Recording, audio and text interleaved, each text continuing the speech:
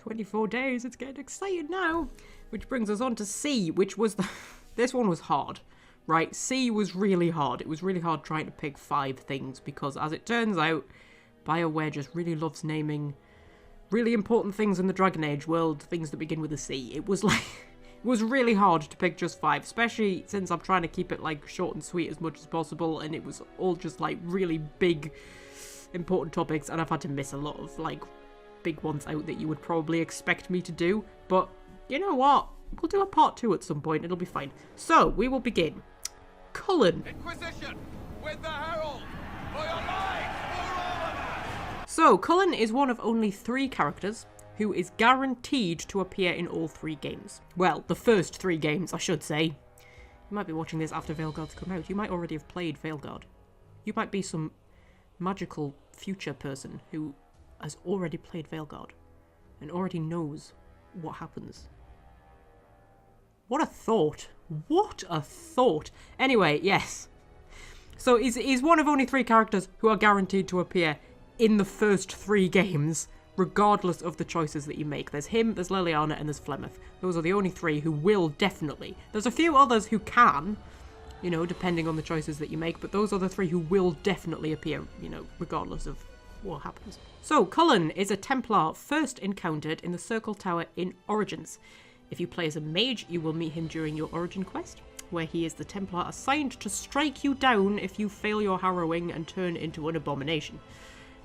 Something that he doesn't seem particularly pleased about, but he's quite young and sweet and innocent in Origins when you meet him, and a little bit sort of, you know, terrified of the world around him.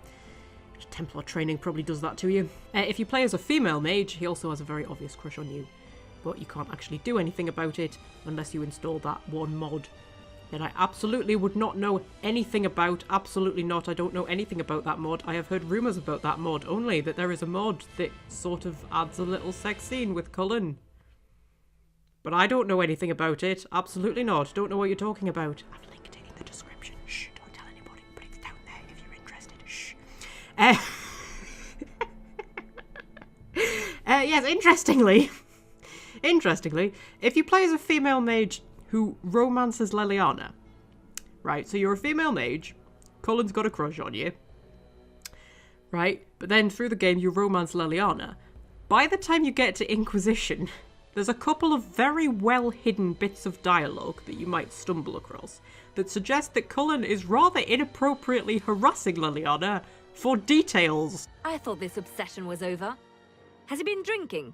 I don't know. I'm just the messenger. Tell him to drop it. I am not going to discuss what she was like. Yes, which sort of, I don't know, paints him in a whole new light, really, doesn't it?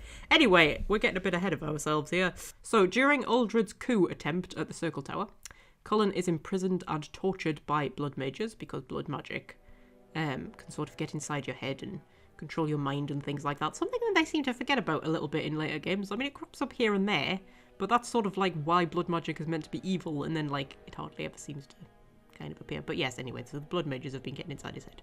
They've been mentally torturing him. They've been physically torturing him. They've been depriving him of food and water. He has not been having a good time. By the time you find him, he is very traumatized and very scared, and has yes, it sort of gives him a long-reaching distrust of mages that lasts for quite a long time. He will encourage you to invoke the rite of annulment and kill all the mages that are left alive, because he doesn't know which ones are blood mages and which ones aren't, and he's very scared and terrified, and he wants them all dead. And this is something that some fans really judge him for. Like, right into Inquisition. They, even by Inquisition, they're still like, no, he wanted to kill all the mages, I'm not forgiving him.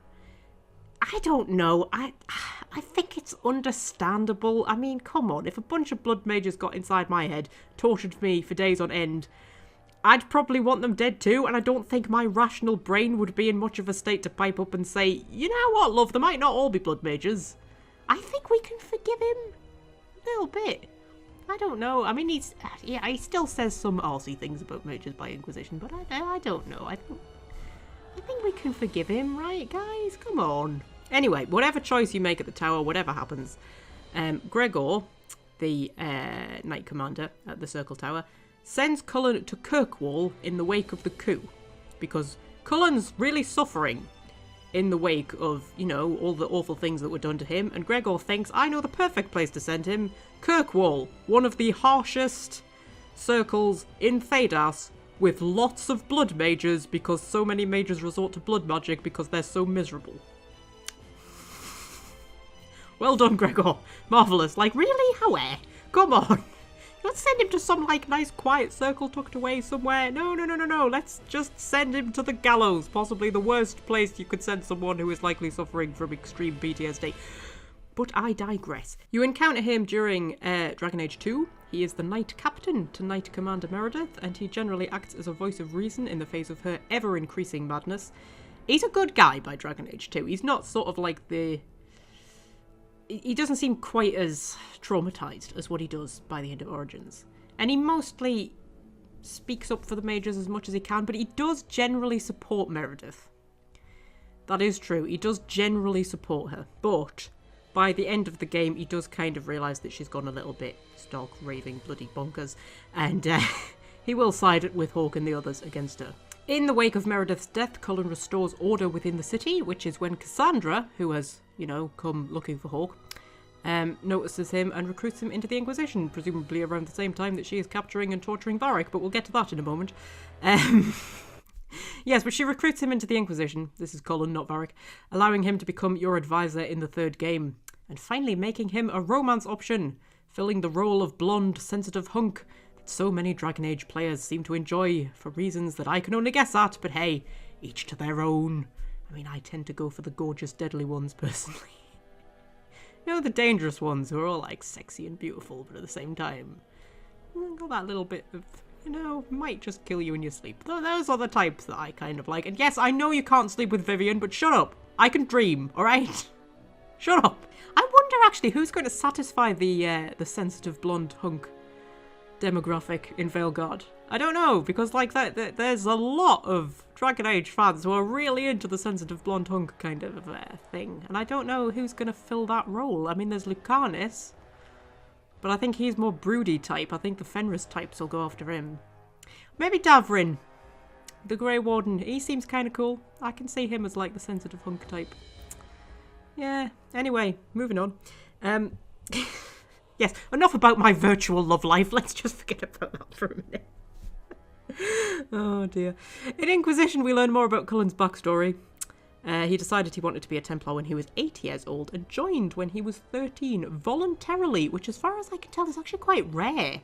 Like, most Templars who you hear about were either orphaned and given to the Chantry and they just kind of decided, oh, you're going to be a Templar now, or they were born into a noble house and given to the Chantry as a kind of bargaining chip to gain them more power. You know, like if they're sort of like the 5th born son or something like that, and it's like, well, what do we do with this one? We've already got 4 others, we don't need another one. And they're like, wait, we'll just give them to the Chantry, you know, maybe earn us a bit of favour because the Chantry are really powerful. 13 was also quite old to start training, apparently. The Templars were reluctant to take him because he was sort of too old, and they usually take them much younger than that. But he had been learning swordcraft from the Templars in his village, and practicing with his brother and his 2 sisters, and he was apparently really good at the training, just took to it like a duck to water, was an absolute natural. We also know that he played chess against his older sister Mia, and got really, really good at it. And you get to read a few letters from Mia in Dragon Age Inquisition, and I think she seems quite cool. It's kind of a shame we never got to meet her in person, actually. I would like to meet her. She seems awesome. Oh, also worth mentioning, Cullen was born in Honleith, which is the same village that you recruit Shale in Origins.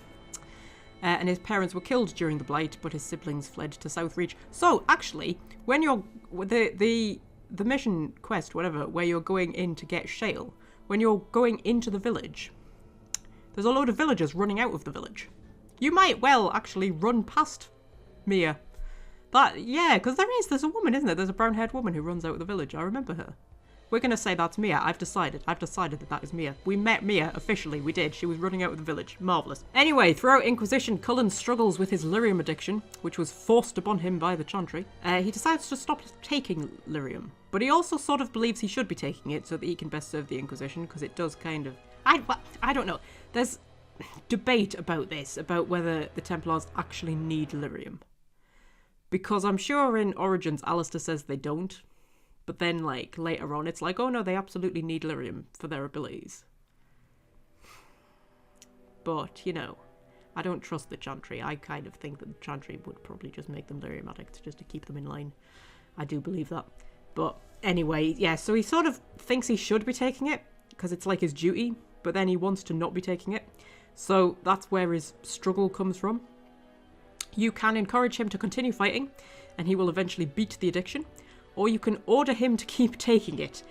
The repercussions of this are not seen until the Trespasser DLC, where a Cullen who is still taking lyrium will appear slightly out of himself, like he's not really quite there, he's sort of, you know, in a bit of a daydream world. And then in the epilogue, it's revealed that Harding finds him several years later as a mad lyrium-addled beggar on the streets of Valrayo, who just sort of like doesn't even remember who he is.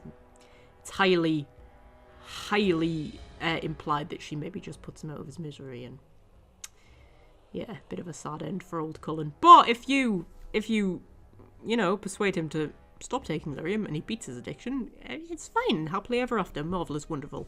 But yes, it's a bit of a sad end if he keeps taking lyrium. Last bits of trivia. Cullen is only romanceable by either a human or elven woman. Yeah, he's not into horns. He's not into short girls. He likes the humans and the elves. That's what he's into. Fine, we'll not judge.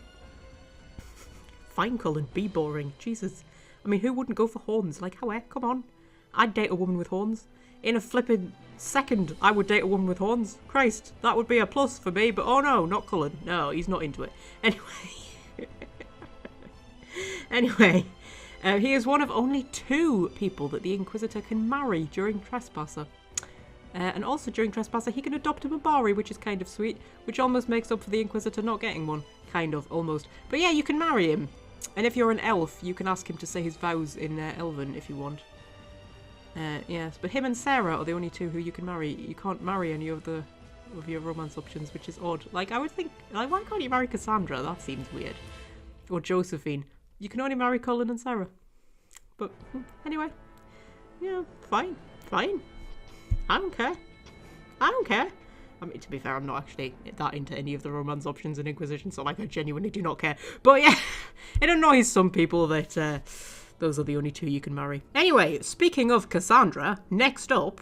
Order me?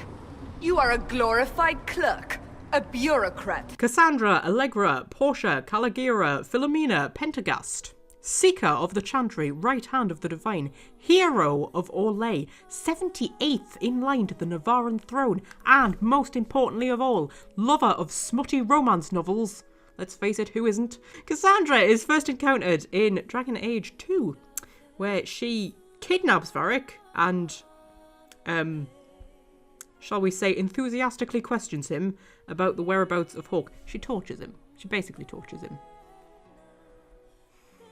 Which is a bit, yeah, I don't know. Well, I don't know. We don't know how much she tortures. He says that she tortures him. We see her, like, break his nose at one point. I suppose that's torture, isn't it? Yeah. Anyway, we never actually, like, meet her in game. Like, Hawke doesn't meet her at any point. But she's seen in several cutscenes as Varric recounts Hawke's story and mostly comes across as aggressive and cynical, though her softer side does come through a little bit, especially if you're playing as a male Hawke, because she seems to have a bit of a crush on male Hawke. It's interesting. She's got this slight soft side that just comes out a little bit, but you don't see much of it in Dragon Age 2. She's mostly quite harsh. Yeah, Cassandra's a weird one. She's an odd mix of, like, hard and soft. Like, she's aggressive, but she's compassionate. She's angry, but she's gentle. She's sarcastic, but she's almost, like, childishly naive sometimes. You get to know her better in Inquisition, of course, because she becomes one of your main companions. Your first companion, in fact. You see her at the start of the game when she has you chained up in a cell, and once again you see, like, her aggressive interrogator side, followed up quite swiftly by her more compassionate, gentle side, where she's sort of, like, trying to reassure you. Like, one minute she's yelling at you and being all like, ah, what have you done? You've broken the sky. And then, like, she softens and she starts kind of being more empathetic towards you and sort of, like, the struggle that you're going through. I don't know. I love characters like Cassandra, who have those contradictions in them, but they still manage to feel real. Like, it doesn't feel like they're just badly written. They feel real. Because that's what most real people are like. Like, people have their surface self, who everybody sees. Then they have those hidden layers underneath that maybe not everybody gets to see. And quite often, I don't know, I think one of the best bits about getting to know people is once you start to get past that sort of like surface person who everybody gets to see, you'll often find that what's underneath is kind of the opposite. It's like you know, the people who appear the most confident are often the most nervous underneath, and sometimes the people who are like the most quiet are actually the most confident underneath, and you know, the people who appear the most cheerful kind of have their inner demons as well. I don't know, it's one of the things I like about getting to know people in the real world, is seeing those hidden layers. But I love it with fictional characters as well, when, you know, on the surface Cassandra is this kind of tough, angry, aggressive warrior, and underneath she's this gentle, compassionate, understanding, wise kind of character, and yeah, I just love that about her. Right, okay, honestly, I don't even know where to start with Cassandra. We've already been talking about her for like 10 minutes, and I don't even know where to begin. There's so much to talk about, I'm probably going to miss out half of it. But anyway, she was born in a carriage halfway between Cumberland and Valshavin, and is technically part of the Navaran royal family, but it's such a huge family that I'm not sure how much that really counts for anything. She is, after all, 78th in line to the throne. Her parents were executed when she was a child, when they tried to overthrow the current king of Navarra. Navarra seems to be quite big on civil wars. There's a lot of kind of unrest about the line of succession and who should be king and stuff like that, and there seems to be a lot of kind of overthrow attempts and that sort of thing. I'm sure we'll get to it somewhere around the N category. Yeah, so her parents were executed, and she and her older brother, Anthony, were raised by their uncle, who was a Mortalitarsi in the Grand Necropolis, which means, of course, he was a mage, because the Mortalitarsi are the death mages. Yeah. And all of this seems to have coloured her views of her homeland. Like, as far as I can tell, she doesn't really like Navarra, or their strange kind of death rituals, because they have interesting rituals surrounding death and the undead, but again, we'll get to that later in the alphabet. But yeah, she doesn't seem to like Navarra very much. She's not loyal to Navarra. She kind of seems to have quite a distaste towards Navarra generally. Nor does she hold any particular affection for her family or her noble heritage. She's left all of that behind. She's like, she doesn't want the wealth or the comfort. She's, you know, she's quite happy living life as a commoner. The only family member that she was close to was her brother, who became a well-known dragon hunter. And she also wanted to be a dragon hunter at first when she was a child, to like follow in his footsteps and hunt dragons and, you know, be the hero and everything. I like that. But her older brother was, yes, he was quite a famous dragon hunter, and he was well known enough that he was approached by a group of blood mages who wanted dragon's blood to use in their rituals, right? When he refused, they beheaded him in front of Cassandra, who was 12 years old at the time. And this led her to want to join the Templars. Probably for the wrong reasons. In fact, she kind of admits it was for the wrong reasons, because she wanted vengeance. She was angry. She was like, she didn't have a particularly good view towards mages at that time. She didn't like her uncle, and he was a mage. Her brother had just been beheaded by blood mages. She was an angry child. Like, on the one hand, she wanted justice, but she also wanted vengeance, and this led her to want to join the Templars. But her uncle sent her to the Seekers instead. The Seekers, bearing in mind, sort of like oversee both the Templars and the mages. They sort of like keep everybody in line. Yeah, so I mean, she admits herself that she initially joined for the wrong reasons. Like, she just wanted vengeance for her brother and she was being fueled by hatred. But she then grew up and she left all of that behind her, bearing in mind she was a, very young teenager when all of that happened. But she grew up, she matured, she left all of that behind her. And you get absolutely no indication at all from Cassandra that she harbours any kind of ill will towards mages anymore. Like, nothing. They're not even a flicker. Like, with Cullen, even by Inquisition, there's still the odd moment. Not many, but there's the odd little thing here and there that you kind of think he's still a little bit hung up. He's still, not 100% behind mages. Cassandra, nothing. You get absolutely no indication whatsoever that she harbours any kind of ill will towards mages. Now, really, really, really pro-mage and anti-circle people will argue with me on that one, because Cassandra does want the circle restored. But only because she thinks that it's the best way to protect everybody, including the mages.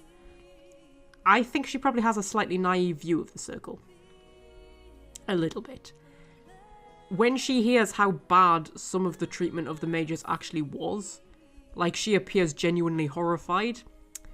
But she also seems to know that the system was broken.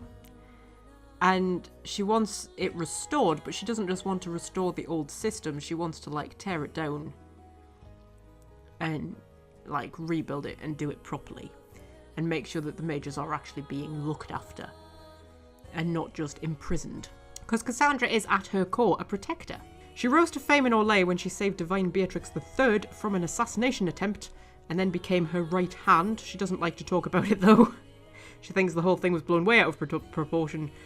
You know, they made her the hero of Orlais and made a big song and a dance about it, and she doesn't really like it. You know, she just wants it to be kind of glossed over. When Divine Justinia came to power, she kept Cassandra on. So that is how Cassandra is the right hand of the Divine. Cassandra is a deeply religious and pious woman, but her loyalty is to the Maker and all that he stands for, rather than the Chantry itself, which is an important distinction. Like, one of my favourite lines in the entire game is when she states that her duty is to serve the principles on which the Chantry was founded, not the Chantry itself. That's a really important line, right? Which can be easily missed as well in the game. But yeah, her duty is not to serve the Chantry, it's to serve the principles on which the Chantry was founded. This says a lot about her character. Like, she's actually very clever and very wise. You wouldn't necessarily think it when you first meet her, but there's a lot of wisdom in Cassandra. It comes through, like, she has just these little pearls that she just kind of, you know, sprinkles around throughout the game, which she'll just come out with something. Another one of my favourite Cassandra lines is, the mages have always made their suffering known, but the Templars never have. Like, that's an important one as well, because the Templars suffer hugely under the Chantry. But you never hear about it. You hear about how much the mages suffer. Cassandra is somebody who sees the nuance in everything and will fight for anyone who needs it. Mage, Templar, commoner, noble, it doesn't matter. Human, elf, dwarf, canary. Like, if somebody needs protecting, she will protect them. Like, BioWare doesn't write black and white worlds where there's a clear right and wrong or a perfect solution that keeps everybody safe and happy. And Cassandra is a character who helps to highlight all the grey areas. So, like, for example, you've got the likes of, like, Liliana and Anders, right? Who want mages to be free and damn the consequences. And then you've got the likes of, say, Fenris and even kind of Cullen, who want the mages to be locked up and damn the consequences. Then you've got Cassandra. Cassandra is a devout Andrastian who knows that the Chantry has become corrupt, and she isn't shy about speaking out about it. She's a proud Seeker who knows that the Order of the Seekers has lost their way, and doesn't shy away from the truth of that. She believes the Circle is needed, but also knows that the system in place before was broken and needs overhauling. She knows many Templars mistreated mages unforgivably, but also that many others suffer just as much as their charges, and deserve compassion. She knows that many mages misuse their powers, turn to blood magic, etc., and often hurt people, but that many more are innocent victims who also deserve compassion. Like, she is literally the perfect example of emotional intelligence, right? She is somebody who doesn't get so caught up in her own ideas and beliefs and philosophies that she warps her perception of reality. She sees things as they are, and she accepts things as they are. And so many people don't. Do you know what I mean? So many people pick a side and then just, like, see what they want to see. And Cassandra's one of the people who doesn't do that. She sees the difficulty and the nuance and the grey. And, she, you know, she understands that there is no clear right or wrong. She's one of 3 candidates that can become divine by the end of the game. And if she does, she tries to implement a fairer, safer circle. How successful she generally is debatable, however. She's the sort of down-the-middle kind of candidate. Leliana is the very pro-mage candidate. Vivian is the very pro-circle candidate. Cassandra is the kind of, let's make a circle that actually works kind of candidate. But how successful she is at that, it's not quite clear. She is a romance option for male inquisitors only, and as it turns out, she's a hopeless romantic. So much so that she is the biggest and probably only fan of Varric's smutty series, Swords and Shields, which is about Aveline, hilariously. He wrote a smutty romance series about Aveline. Yes, you heard that right. And on some of Cassandra's unique armor designs, there are actually little love hearts, which is kind of adorable because she's a little romantic. She's a little soft-hearted romantic, bless her little soul. We only know of one lover from her past, a mage named Regalion, who was apparently killed at the Conclave. Although I'm not sure whether the love affair was still going on because it started when they were very young. And it's not quite clear whether the affair was still going on when he died at the conclave or not. I'm not quite sure. But he was like her only lover, pre-Inquisition. Mother? What's happening? Where am I? Right, next up, Connor. This is a little easy one until we get into some of the other big topics that I've had to cover.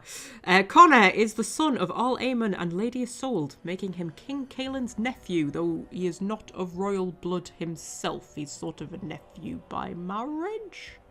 Does that work?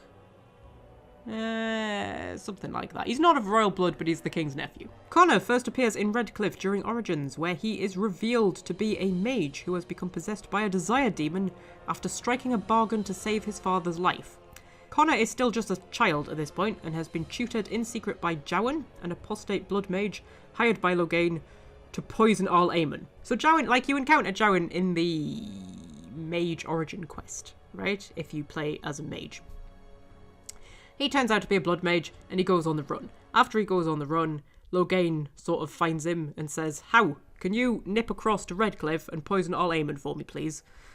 And Jowan kind of goes, "All right, love." I assume that's how the conversation went. "All right, love, I'll do that for you. Don't worry. Get right on that, darling." And he hops off to Redcliffe, where Lady Isolde, not knowing that he is a blood mage who has been hired to kill her husband, hires him to tutor her son in secret because she doesn't want Connor to go to the circle. She's also probably a little bit embarrassed about the fact that Connor is a mage because they're like a noble family, and having mage blood in the line is like, that's a bit frowned upon. That's, you know, that's kind of like, especially since she's all Legion. The Legions are all snobs, aren't they? So, you know. So yeah, she could have just sent him to the circle and saved a lot of hassle, but no, instead she hired Jowan, who, as it turns out, was a blood mage who had been sent there to poison her husband. So, and then in order to stop Aemon from dying, Connor strikes a deal with a demon and then gets possessed by said demon. And then Redcliffe gets plagued by the undead, etc. Several different fates await Connor depending on your choices. He can be killed, either by the warden or by his mother, in order to save the village from the demon. He can be freed from the demon by a mage entering the Fade, either through a blood magic ritual performed by Jowan, or a lyrium ritual performed by the Circle Mages. Or, if your warden is a mage, and they enter the Fade, right? Because you can choose, if you're gonna go down the magic ritual route, either the blood mage ritual or the lyrium ritual, you get to choose which mage to send in to the Fade, right? So you can either send Jowan, you can send Wynne, you can send Morrigan. If you send any of them, they're just going to defeat the demon. And Connor's going to be not possessed anymore and everything's just hunky-dory. If you are playing as a mage and you go into the Fade yourself, you have some other options because you can converse with the demon. And if you so desire, you can strike a bargain with the demon, right? So you let the demon carry on possessing Connor in secret. They're not going to make it obvious. They just possess him in secret, lie dormant for a few years, you know. And the warden can either get wealth or knowledge, sex, if that's what you're into. You can learn blood magic as well. And that's how you unlock the blood mage specialisation in Origins. But you only have to do it once, because once you've unlocked it once, it will then be unlocked in all of your subsequent playthroughs as well. But the first time you want to unlock it, you have to leave Connor possessed by a demon. So yes, Connor remains possessed in that instance, though nobody but the warden knows that, because the demon, you know, the demon's clever about it. She decides to just like lie dormant for a while. Should Connor survive Origins unpossessed, he will appear briefly in Redcliffe during Inquisition as one of the rebel mages, though he does not really support what they're doing. If Connor is left possessed, he doesn't appear in Inquisition at all, and we don't know what happens to him. It's a bit of a mystery. Interesting side note, Connor is named after his grandfather's male lover. So, All Aemon, his parents had a happy enough marriage that they managed to produce him, right? But his father also had a male lover called Connor, who Aemon called father. So basically, Aemon had one mother and two fathers. It's quite an interesting family dynamic. Yes, and then when he had his own son, he named his son Connor after his father's male lover. Which is interesting. He didn't name his son after his father, he named his son after his father's male lover, which is, fair enough. But both Aemon's father and his lover, Connor, were killed during Marik's rebellion against the Orlesian occupation of Ferelden. So there you go. Right, next up, Jesus Christ, this is a long one. Next up, Corypheus. I have gathered the will to return under no name but my own, to champion withered Tevinter and correct this blighted world. Beg that I succeed, for I have seen the throne of the gods, and it was empty.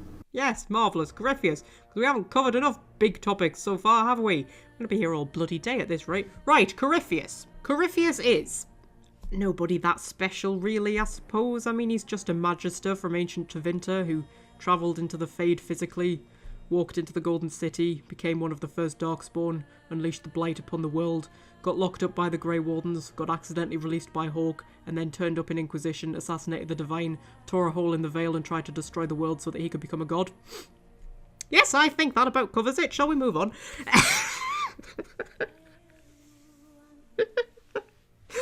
Oh, all right, fine. I'll give you a bit more. Jesus Christ. It's my voice is giving out on me, man. This is a really, really long one. Right, okay. So, go back to the beginning. Like, way, way, way back to the beginning. Like, before the beginning of the Andrastian calendar. Like, back in ancient times. Cepheus how do you meant to say that? Amladaris, I think. Amladaris. Every time I say it, I want to say Amidala. Because I've got too many fictional worlds in my head and all the names get mixed up. Every time I see it, I want to say Amidala, but it's not Amidala. It's Amladaris. Amladaris. Cepheus Amladaris, right? He was a Tevinter Magister and a priest of Dumont in ancient Thedas. We are going to cover Dumont in the next part, the next episode, so don't worry about him. I'm going to cover him. But yes, he was a priest of Dumont in ancient Thedas, and he feared that Tevinter was on the decline, and he wanted to return his people to the ways of the old gods. Dumont being one of the old gods. Spurred on by dreams where Dumont seemingly called to him, he hatched a plan to enter the Fade physically and walk into the Golden City, right? Because Dumont was telling him to. He was saying, go walk into the Golden City and become a god. And that was his kind of idea. He was going to claim godhood for himself, and at that point, presumably put the world to rights? I don't know. Anyway, to do this, he recruited a whole bunch of other magisters, who were all scheming backstabbers who didn't trust each other. So, they therefore took code names, his being Corypheus. Now, this is very interesting. In Dragon Age, Corypheus means conductor of the choir of silence, right? Dumont was the god of silence, or the dragon of silence, because the old gods were dragons. So that's why it was like the choir of silence. But anyway, Corypheus means conductor of the choir of silence, right? In Dragon Age world. Now, in the real world, it means something similar, I think, or at least it did in ancient Greek theatre, I think. Like, I think it meant something like leader of the choir or something like that. It's to do with choirs and conducting and that sort of thing, which I think is particularly interesting because he's a Darkspawn, right? And the Darkspawn are driven by the Taint, which is, according to all those who can hear it, such as Grey Wardens, Blight-infected ghouls, etc., it's a song. The Blight sings to them. The Archdemons, who are the old gods, right? Because the old gods got corrupted and turned into the Archdemons. We'll cover all of this in the next episode, don't worry. They call to the Darkspawn by singing. They sing to them. Right? And the Blight is like a song. And he's the conductor of the choir, and he's one of the first Darkspawn. I don't know, it's interesting. There's something about singing in Dragon Age and songs. Lyrium sings to the spirits can hear Lyrium singing. And the Blight sings, and Red Lyrium sings, and the old gods sing, and you've got the Chant of Light that people sing. I don't know, there's something about it. I feel like it's all connected somehow. Yes, the story that the Chantry tells is that the Magisters entered the Golden City, seat of the Maker, and they corrupted it with their presence, right? Turning it black and unleashing the Darkspawn on the world. Corypheus himself claims that the city was already corrupted, and there was no Maker in the city, only corruption. And I don't know, I'm kind of inclined to believe him. Like, maybe the Golden City was actually a prison that was keeping the Blight locked away, and all they did was release it. You know what I mean? I feel like that's a better theory than that they entered the Golden City and they corrupted it and turned it black. I think, is it not more likely that they entered the Golden City and the Golden City was full of the taint, and the taint got left out, got kind of let out. Anyway, either way, there weren't Darkspawn. Then the Magisters entered the Golden City, and suddenly there were Darkspawn. So, you know, with the Magisters themselves being turned into corrupted, blighted shadows of their former selves. So we've met one other like Corypheus before, and that was the Architect in Awakening. But the Grey Wardens of old apparently encountered several talking intelligent Darkspawn, probably the other Magisters who entered the Fade. But Corypheus was the most powerful of them all, and the Wardens captured him. Right? Now, at first, they thought he could be used as a weapon against the Blight. Right? Unfortunately, Corypheus seems to have the same effect on Wardens as Archdemons have on Darkspawn, which is kind of interesting. So the Wardens are just weirdly drawn to Corypheus. He has like some sort of power over them. Like they kind of lose themselves when they're around him and just fall under his sway, kind of. Just end up doing his bidding. So they couldn't really be around him safely. They also learned that they couldn't kill him either, because he jumps into the body of a Grey Warden just like an Archdemon jumps into a Darkspawn. So if you kill an Archdemon, this is why the Grey Wardens are needed, right? Because if a normal person kills an Archdemon, the Archdemon will just jump into the body of another Darkspawn, right? Because the Darkspawn are just empty husks. With the Archdemon like controlling them. They're basically a hive mind, that's what they basically are.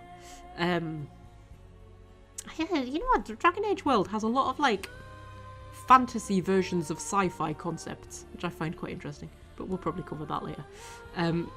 Yeah, so like, if an Archdemon gets killed by a normal person, they just jump into the body of another Darkspawn and, you know, live on. Which is why they have to be killed by a Grey Warden. But when Corypheus is killed, he can jump into the body of a Grey Warden. Like, an Archdemon can't do that, but Corypheus could do that. So they couldn't kill him, they couldn't be around him. So what they did was, they used blood magic to imprison him, right? Which is all fine and well until the magic seals holding him started to break down. And then they have to coerce a mage to strengthen them, right? They have to kind of get a mage and go, how? Could you nip in there and use your blood magic to strengthen those seals for us, please? Because the Grey Warden mages can't go in there because they just end up falling under Corypheus' sway. Now, we know that they did this at least once before the Legacy DLC of Dragon Age 2, right? We know that, I think they probably had to do it several times. But one of the mages that they used over the years was Malcolm Hawke, Hawke's father, right? So this was before Hawke was born. But by the time of Dragon Age 2, Corypheus, even imprisoned as he is, has managed to get inside the head of a Grey Warden called Jenica, right? And she tricks Hawke into breaking the seals that bind Corypheus, the seals that his father strengthened with blood magic, and she needs him to do it because it's his blood or something, I don't know. So she tricks him into breaking the seals that bind Corypheus, thus releasing Corypheus. Hawke then has to battle Corypheus and kills him, but as we've already learned, Corypheus can't be killed, and unbeknownst to Hawke, Corypheus just jumps into the body of a convenient nearby warden and wanders off freely. So, by Inquisition, he returns to restore Tevinter to its former glory. He amasses a sizable Tevinter following in the form of the Venatori, a cult, who also want the old Imperium back. He also manages to make every warden in Southern Thedas hear the calling. Like I've said, he has a weird kind of control over the wardens. He manages to make them all hear the calling, causing them to panic and making them easy to manipulate into helping his cause. And he can, you know, he can pull them in under his influence and all sorts. He does terrible things to the Wardens, and that's kind of the thing I hate him for the most, because I really like the Wardens. He also has a pet Archdemon that, like, isn't really an Archdemon. It's just a pretend Archdemon that he, like, cooked up in his bedroom or something. I don't know. He's got a pretend Archdemon. It's not an actual Archdemon. It's a pretend Archdemon. Yeah. I think it's just a dragon, to be honest. I think it's just a dragon infected with the blight. And I think the archdemons are more than just dragons infected with the blight. But anyway, his master plan is, as far as anybody can tell, to once again enter the Fade physically, just like he did back in ancient times, because it will absolutely totally work this time and make him a god. Yes. Marvellous. I don't know. It's weird. Like, I've never been able to fully understand what the fuck he was trying to do. Like, really, mate? Really? Oh, it didn't work the first time, so I'll just give it another shot. Like, what the hell? Come on. Oh, you know what else I love, right? This is hilarious, right? So Corypheus originally, way back in the ancient times, Corypheus went into the Fade, right? To enter the Golden City, to become a god, to restore Tevinter to its former glory, right? That ended up releasing the Darkspawn into the world and caused the first blight, right? Do you know that Tevinter's ultimate collapse was caused, in no small part, due to the first blight, which was caused by Corypheus entering the Fade physically. And now he wants to bloody do it all over again to try and restore Tevinter to its former glory. The Tevinter that he more or less destroyed. Like, how, man, lad? Come on. Get a grip of yourself, Jesus. Yes, anyway, I think I've made about as much sense of that as is possible. Probably not. You're probably sitting there going, what the fuck is this woman talking about? I feel like I know less about Corypheus now than I did to begin with. Anyway, moving on. Finally, the Chastened. Yes, should we end on something a little bit less kind of life or death, shall we? You know, a little bit less confusing and complicated. Something nice and steady. The Chastened. I thought this would be a nice one. You know, the Chastened don't get enough recognition. I think they're very interesting. And they've not been in the games half as much as what I would like them to be. We're going back into the ancient history, though, just to warn you. Right, so, the Chastened. Way, way back in ancient times, the Alamari, one of the earliest known human tribes, ventured into Ferelden across the Frostback Mountains, presumably from Orlais, right? They were fleeing a spirit that they called the Shadow Goddess, and they settled around Lake Calenhad. Okay? So, marvellous. We've got one tribe of humans settled around Lake Calenhad.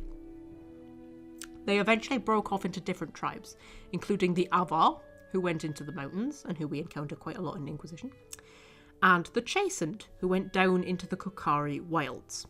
Right, little else is honestly known about them, to be honest. And thank God for that, this will be a nice short entry.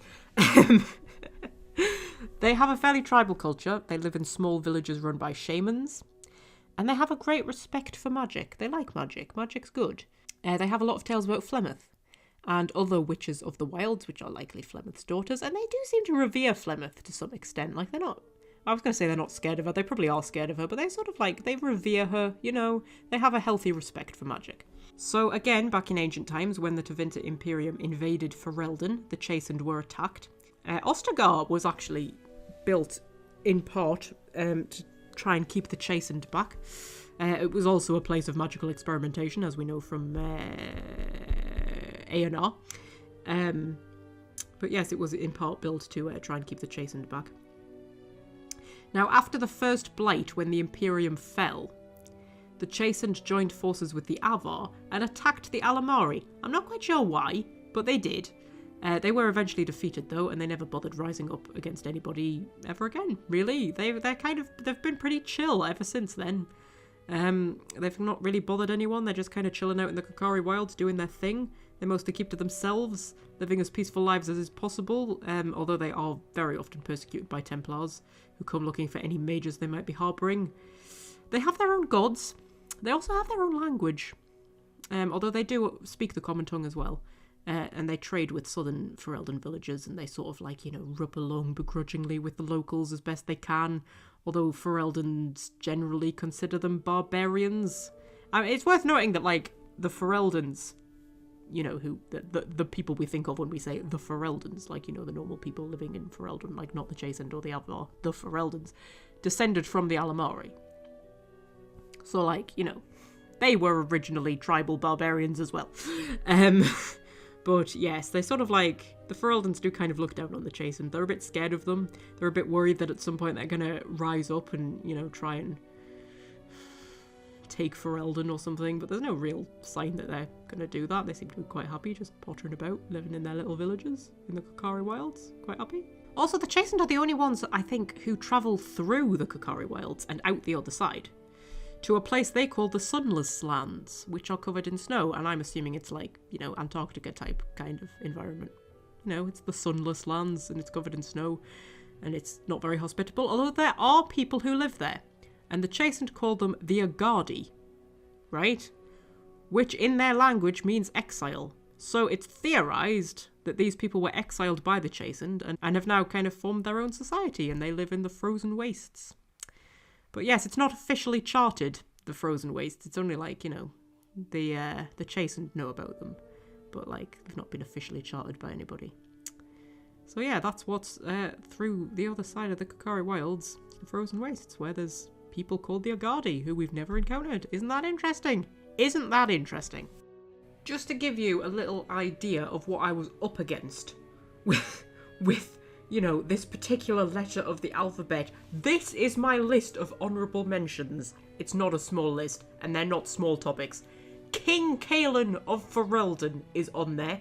Carver, one of your companions from Dragon Age 2, if you play as a mage. We already had Bethany though, and I felt I would be repeating myself too much. Cole, another companion. Cole, I had to miss out Cole.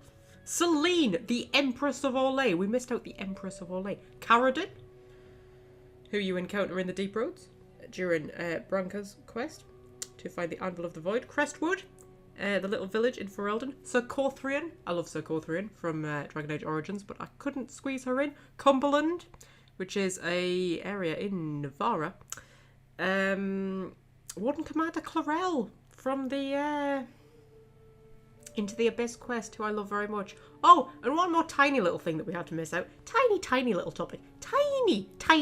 You know, it would have barely have even been worth mentioning. The Chantry. The religion. The main religion in Dragon Age that more or less controls the world. I missed out the Chantry because I really did not have time to talk about that as well as everything else. So yes, it's a pretty busy letter, is Old C, and those are the ones that I could just think of off the top of my head. There's probably a million others. Yeah, it was a tough one this time. Anyway, next time I've got a lot more ancient history for you. We're going to be covering Dumont. We're going to be covering dragons, Darkspawn, the Divine, and much more exciting stuff. So I shall see you again tomorrow, my lovelies, and we will get through this tormentous wait for Veilguard together by just talking a lot of nonsense about Dragon Age.